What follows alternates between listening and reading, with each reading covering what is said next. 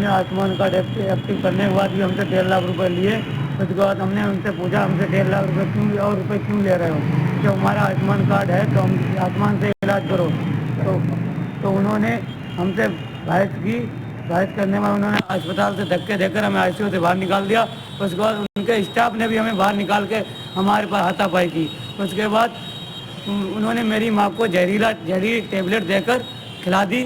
उसके बाद वहाँ से मैं ले जा रहा था, उनके मुंह से झाग निकलने के बाद उनके रास्ते में उनकी मौत हो गई। अब आप क्या चाहते हैं? मैं डॉक्टर साहब के खिलाफ कार्रवाई चाहते हैं, सख्त कार्रवाई हो, और ऐसा कृत्य उन्होंने हमारे साथ किया है, ऐसा कृत्य किसी और के साथ ना करें।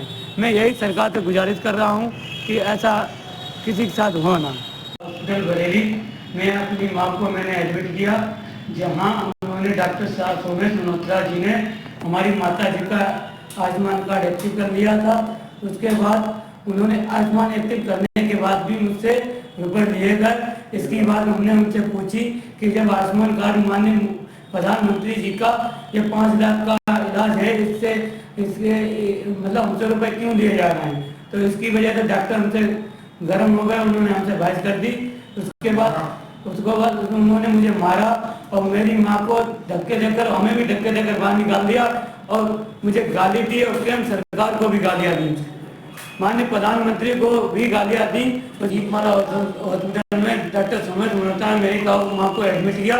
एडमिट करने के बाद उन्होंने मेरी माँ का आयुष्मान कार्ड एक्टिव कर लिया। एक्टिव करने के बाद भी हम आयुष्मान होते हुए भी हमसे 1.5 लाख रुपए लिए गए। इसके लिए हमने उनसे कहा हमारे पास जब आयुष्मान कार्ड है तो हमसे रुपए किस बात से ले रहे हो, तो उसके पश्चात उन्होंने हमसे, हमारी डॉक्टर साहब से बहस हुई।